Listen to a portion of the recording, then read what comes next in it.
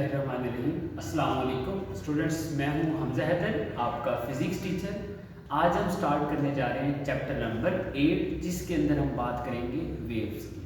Smart syllabus के मुताबिक जो आपका पहला टॉपिक है वो है पीरियोडिक वेव्स। तो स्टूडेंट मैं थोड़ा सा आपको वेव्स का बताता चलूँ। वेव्स ऐसा फिनोमिना है जिसके अंदर एनर्जी ट्रांसफ़र होती है एक जगह से दूसरी जगह पे, और साथ साथ मोमेंटम भी ट्रांसफर होता है। हम देख रहे हैं पीरियोडिक वेव्स। कौन सी वेव्स देख रहे हैं? Periodic waves. स्टूडेंट्स ये ऐसी वेव्स होती हैं जो कॉन्टिन्यूअस प्रोड्यूस होती रहती है, और कॉन्टिन्यूअस अगर प्रोड्यूस करवानी है तो कैसे प्रोड्यूस होंगी? उनकी कॉन्टिन्यूअस डिस्टर्बेंस करवानी पड़ेगी। लाइक वहां एक एंड से एक रोप बांधी हुई है, दूसरे एंड से मैंने पकड़ी हुई है।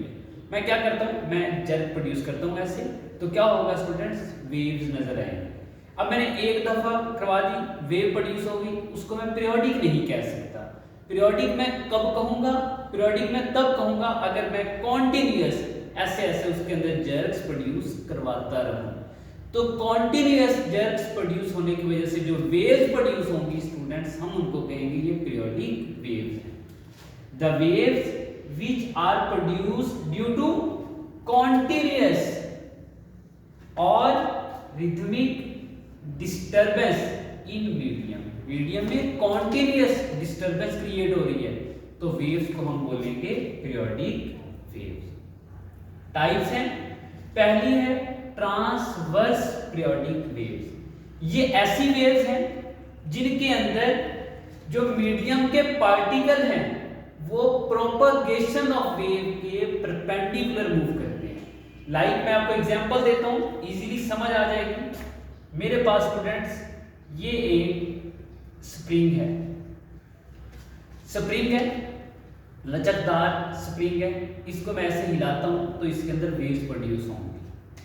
अब ये स्प्रिंग ऐसे मैंने हिलाया, ऐसे ये स्टूडेंट्स आपको वेव्स नजर आ रही हैं। क्या नजर आ रही है?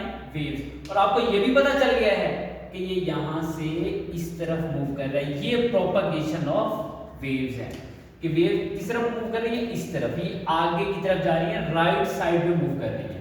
अब स्टूडेंट्स ये देखो जरा, यहां अगर मैं देखूं ये इसके क्या पड़ा हुआ है? ये इसके परपेंडिकुलर पड़ा हुआ है। तो ये जो वेव्स बन रही हैं ये एक तो कॉन्टिन्यूअस डिस्टर्बेंस की वजह से बन रही है, क्योंकि यहां हमने कॉन्टिन्यूअस डिस्टर्बेंस ही करवाएंगे, और जो वेव्स बनेगी वो पीरियोडिक ही होंगी। और पीरियोडिक की आगे कौन सी फॉर्म है?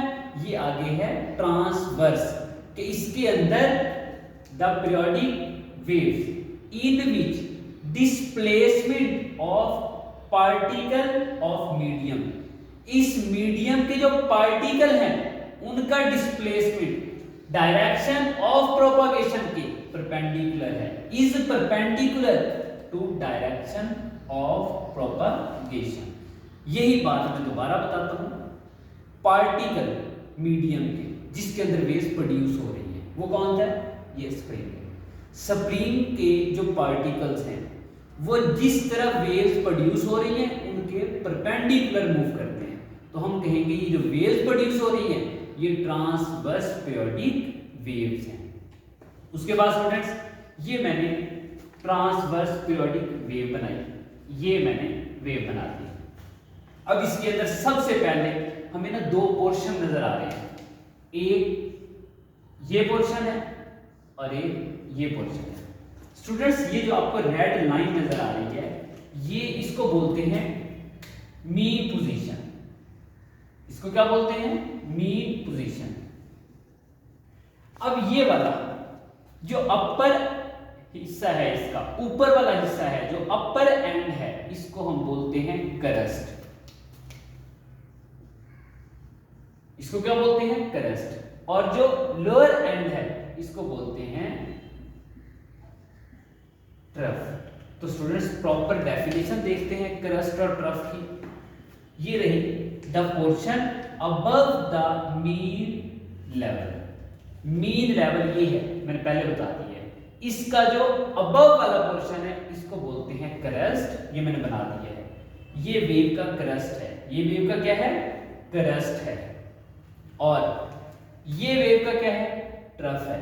The portion below the mean level of wave is called trough. उसके बाद स्टूडेंट्स हमें ये नजर आ रहा है कि यहां से ये मैक्सिमम कहां तक गई है, यहां तक गई है। ट्रफ में मैक्सिमम कहां तक गई है, यहां तक गई है।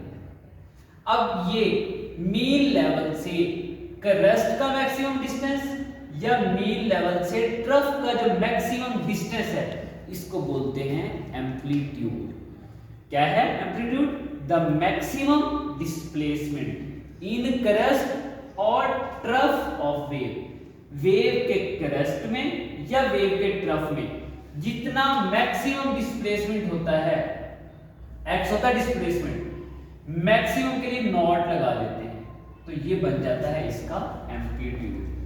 मैक्सिमम डिस्प्लेसमेंट इन क्रस्ट और trough of wave is called amplitude. उसके बाद है wave length, distance between two consecutive crest और ट्रफ्स। ये है कि मेरे पास क्रस्ट, दूसरा क्रस्ट ये रहा।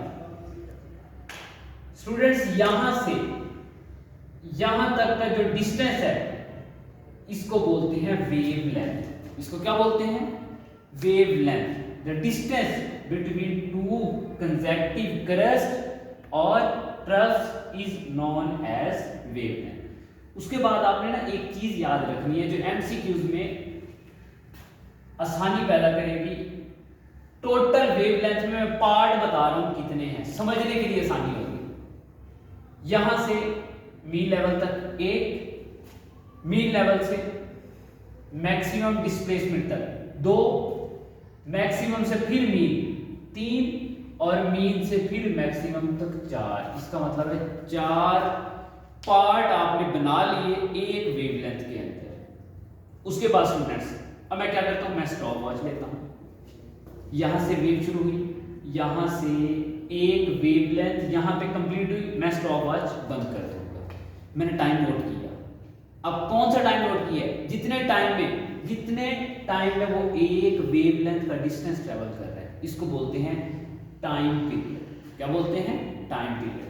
The time in which wave travel distance of one wavelength. एक वेवलेंथ का डिस्टेंस ट्रेवल करने में उसे जितना टाइम लगता है वो उसका टाइम पीरियड होता है, और टाइम पीरियड को डिनोट करते हैं टी से। उसके बाद स्टूडेंट्स हम क्या करते हैं, इस वेव का, ये जो वेव बन रही है, इसकी स्पीड निकालते हैं। स्पीड निकालने के लिए स्टूडेंट्स अभी आपने डिस्टेंस भी देख लिया कितना ट्रैवल कर रही है, वो लैम्डा है। कितने टाइम में कर रही है वो भी आपको पता चल गया है, और स्पीड के लिए यही 2 चीजें रिक्वायर्ड होती हैं। तो आइए स्टूडेंट्स हम स्पीड निकालते हैं।